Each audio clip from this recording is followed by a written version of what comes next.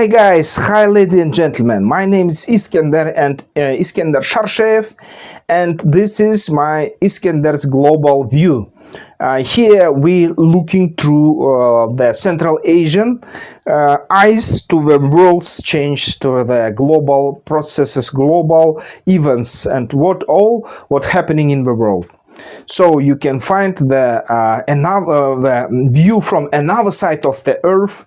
For example, in the United States or in the Western countries, you can hear the opinion and the voice from the another side of the globe, from the Kyrgyz politologists and economists' opinions.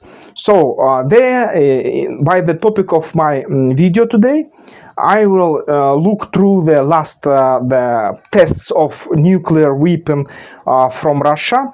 They making something, they trying to take the bullying to the United States, and so here we can see what's the happening in the Ukraine and Russia war, and what's the losers of the both sides in this war. What's happening here? So on October 22, 2025, Russian President Vladimir Putin conducted a scheduled exercise of the Strategic Nuclear Forces (SNF), which included launch of the strategic nuclear intercontinental ballistic missiles and cruise missiles. There are not full-scale nuclear tests with detonated warheads. Russia has not conducted such tests from since 1990, and but sea and air components used this time. Russia exercised test readiness of a nuclear triad, land, sea, and air. That exactly happened. Land component, Yars 24 missile capable of carrying multiple nuclear warheads was launched from the Plesetsk Cosmodrome. The target was in the Kura test ranch in Kamchatka. Sea component, Sineva R-29RM ballistic missile was launched from the Bryansk nuclear submarine, project 667BDRM, in the Barents Sea.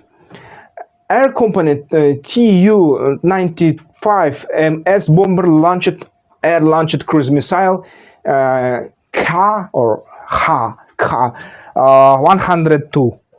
Putin observed the exercise via video link from Moscow, emphasizing that it was scheduled combat readiness check only.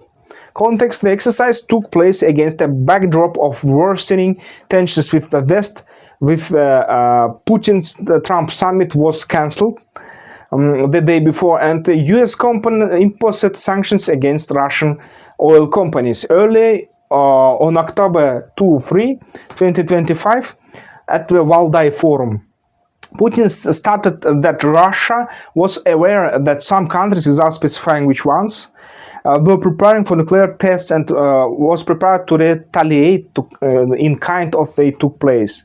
It was perceived as a warning, not an announcement of its own tests. Such exercises are conducted regularly, to maintain the combat readiness of the world's largest nuclear arsenal, approximately 6,000 warheads. They do not violate the Non-Proliferation Treaty, New START, or the Comprehensive Nuclear Test Ban Treaty, CTBT, to which Russia has been a party since 2000. The full-scale Russian-Ukraine war, for example, today, if we will go through from the nuclear tests to the war, Russia says we have a war with all NATO countries.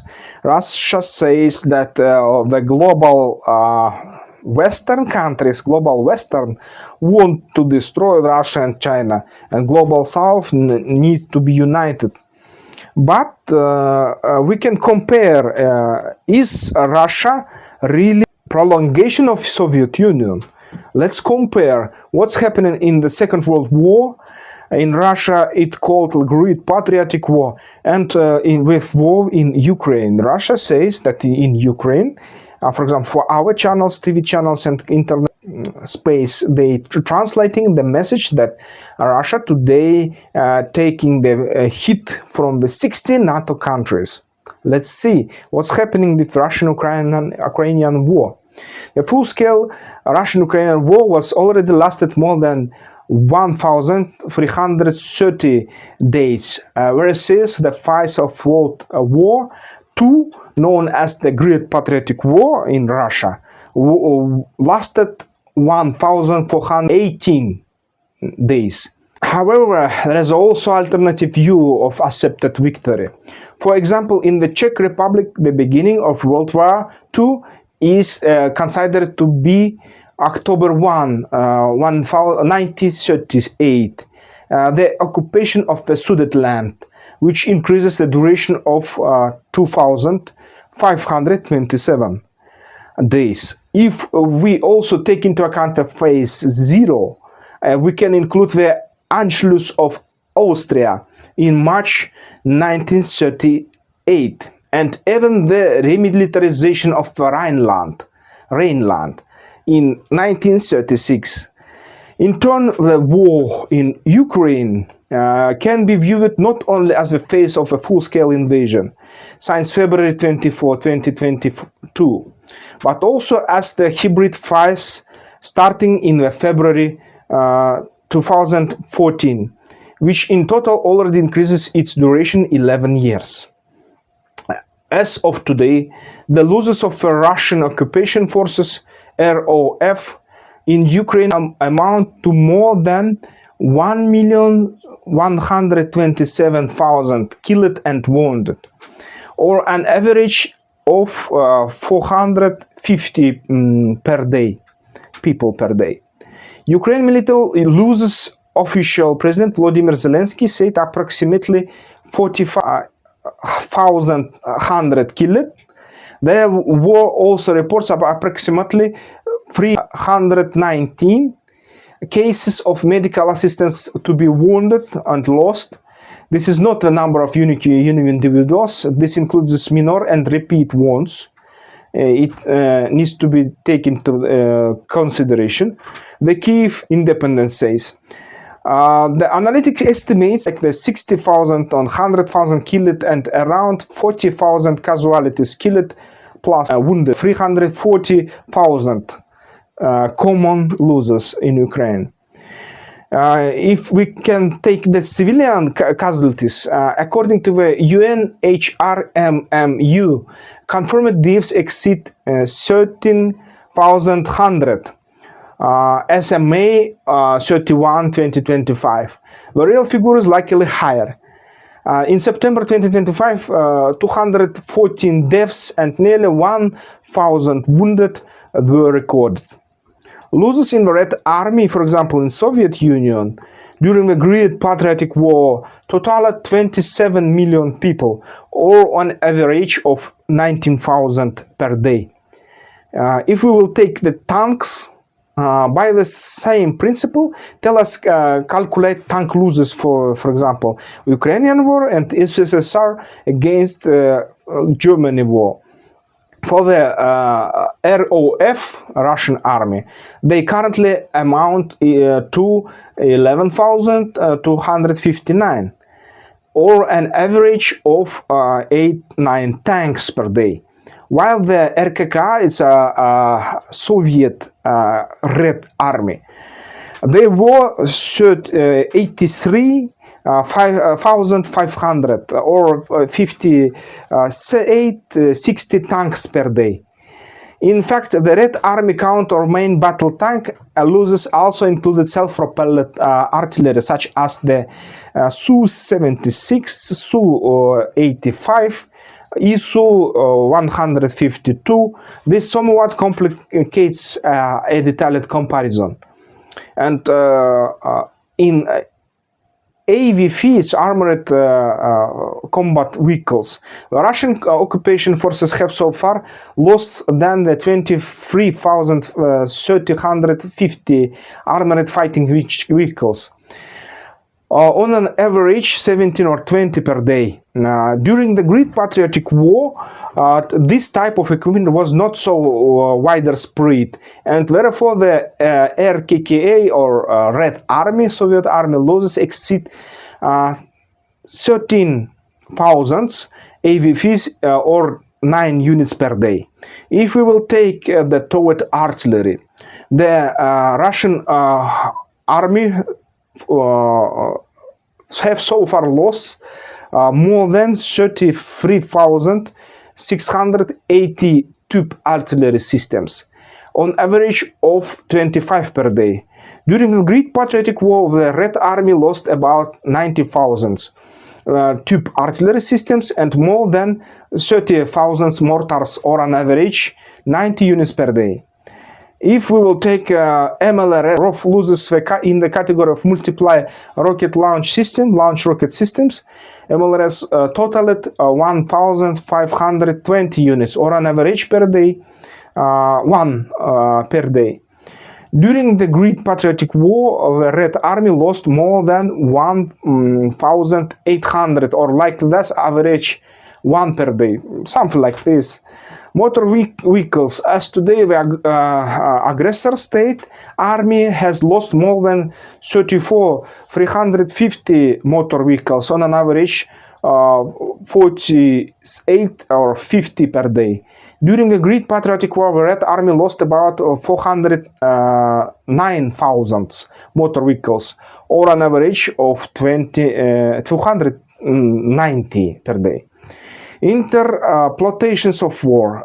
During the Great Patriotic War, the maximum length of a front exceed 4,800. This occurred the summer in the 1942, when the front stretched from the Barents Sea to Murmansk and Kola Peninsula area. Through the Leningrad, the Moscow axis, central and southern Ukraine to Stalingrad, Rostov-on-Don, and forward to the Fulfills, the Caucasus in the Black Sea coast. A front length of less than 1,000 kilometers occurred at the very beginning of the Great Patriotic War. Great Patriotic War is 5 years war. The Russians say that they won in the Great Patriotic War. Really, the Second World War was 6 years, but Russians had another mind in the propaganda purposes, I think.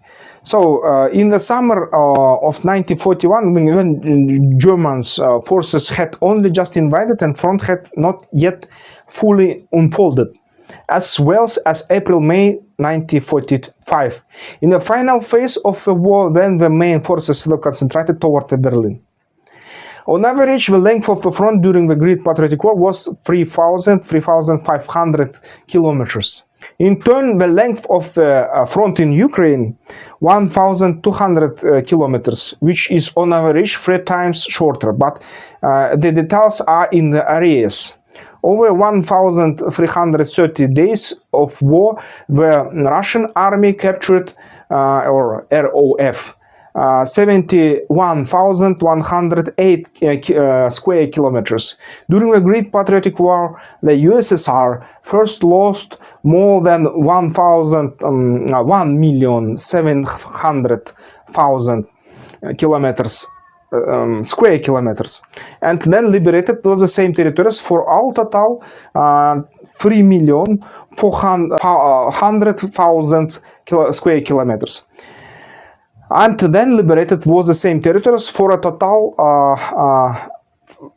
3,400,000 square kilometers. Then starting in 1944, the Red Army liberated through in effect occupied the countries of Central and Eastern Europe with a combined area of 2 million square kilometers.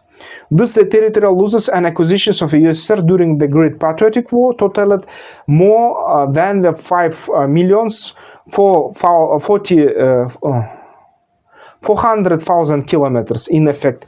The Red Army lost about 5 soldiers, killed and wounded for the defense liberation as a seizure of each 1 kilometer square.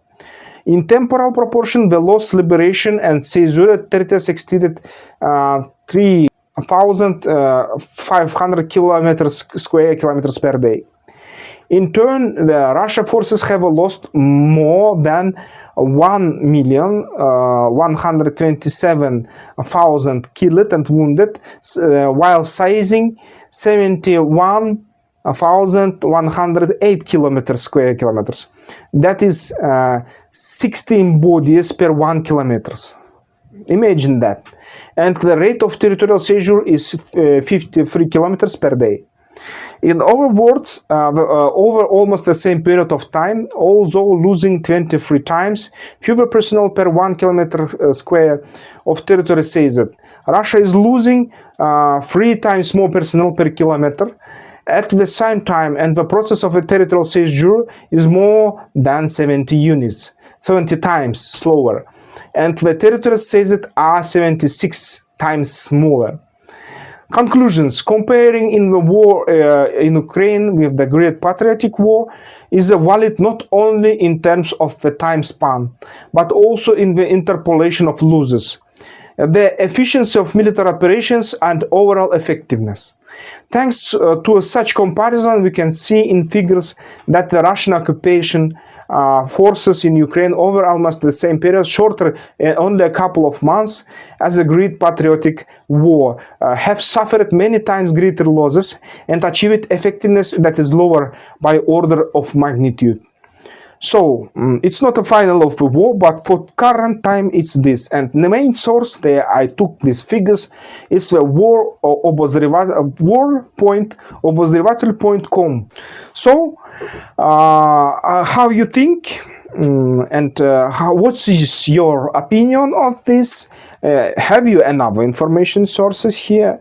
Can you compare the real figures in the Second World War and the war between Ukraine and Russia? And how you think, is it real that 60 NATO countries fighting with alone Russia? How you think? Please comment below, and of course subscribe to my channel. I will tell you to all the Western countries, Western people, how Eurasian people thinks about all great geopolitical and geoeconomical events in our world. So, see you next video. The clock is ticking, fast tick-tock. The world won't wait, the stories rock. Breaking news, it's time to talk. From the streets to the sky to the waves that crash, we bring the truth with